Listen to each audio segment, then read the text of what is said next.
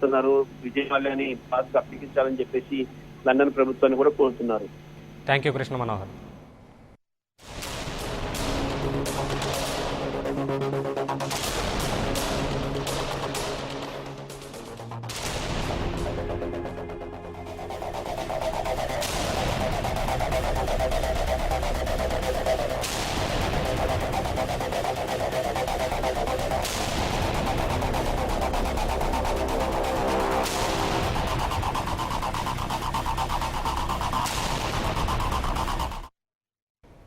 ఇదే అంశానికి సంబంధించి మరింత సమాచారాన్ని మా ప్రతినిధి ఇన్నారెడ్డి అందిస్తారు. ఇన్నారెడ్డి, దీనికి సంబంధించి మీ దగ్గర ఉన్న సమాచారం ఏంటి? విజయ్ మాల్యా అరెస్టు సంబంధించి.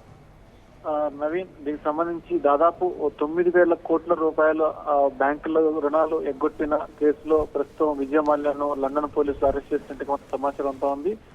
లండన్ లో ఈయన గత కొద్ది రోజులుగా ఇండియా నుంచి తప్పించుకుని వెళ్లి అక్కడ తన స్థిరనివాసం ఏర్పరుచుకుని తను అక్కడి నుంచే ఇక్కడ బిజినెస్ కూడా నడిపిస్తున్నాడు. అలాగే దీని సుప్రీంకోర్టు విచారణ జరుగుతున్నప్పటికీ తర్వాత అనేక ఇండియాలోని అనేక కోర్టులో నాన్ బెయిలబుల్ వారెంట్ లో కేసు నడుస్తున్నప్పుడు కూడా ఆయన లండన్ లోనే ఉండే మొత్తం తన నడిపిస్తున్నట్టు తెలుస్తా ఉంది. ఈ నేపథ్యంలోనే ఇక్కడ నుంచి పోలీసులు రెడ్ కార్నర్ నోటీస్ జారీ చేసి అక్కడ అతన్ని అరెస్ట్ చేసినట్టు తెలుస్తా ఉంది. దాదాపు ఇతను అరెస్ట్ సంబంధించి 9,000 కోట్ల రూపాయలను బ్యాంకులకు రుణాలను ఎగ్గొట్టేనన్న దీని మీద అతను ప్రస్తుతం అరెస్ట్ చేసినట్టు తెలుస్తా ఉంది. అక్కడి నుంచి త్వరలోనే ఇండియాకు కూడా తరలించిన తర్వాత ఇక్కడ ఉన్న పెండింగ్ వారెంట్లు ఏమైతే ఉన్నాయో ఆ పెండింగ్ వారెంట్ల మీద కూడా విచారణ జరిపే అవకాశం ఉంది. ప్రస్తుతం విజయ్ మాల్యాకు సంబంధించి రుణాల ఎగవేత తర్వాత విజయ్ మాల్యా ఆస్తులను సీజ్ చేసి తర్వాత ఏ బ్యాంకులకైతే ఆయన రుణాలను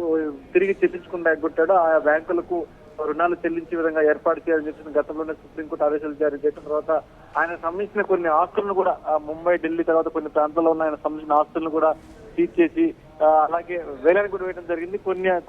కొన్ని ఆస్తులు వేలంలో అమ్ముడుపోగా మరికొన్ని ఆస్తులు వేలానికి వేయవలసి ఉంది. మొత్తం మీద ఈయన ఆస్తులకు సంబంధించి రుణాల ఎగవేతకు సంబంధించి విజయ్ మాల్యా ఇప్పటికే తప్పించుకుని విదేశాలు జరుగుతున్న నేపథ్యంలో ఈ రోజు లండన్ లో ఇదే కేసులో దాదాపు 9,000 కోట్ల రూపాయలు ఈయన బ్యాంకులకు రుణాలు ఎగవేత సంబంధించిన కేసులో ఆయన ప్రస్తుతం అరెస్ట్ చేసినట్టు తెలుస్తోంది. దీనికి సంబంధించి ఆయన్ని ఇండియా కూడా తీసుకొచ్చి తర్వాత పూర్తి స్థాయిలో విచారణ జరిపించి ఇక్కడ ఉన్న ఏవైతే పెండింగ్ అరెస్ట్ వారెంట్ ఉన్నాయో దాని మీద కూడా విచారణ జరిపే అవకాశం కనిపిస్తా ఉంది.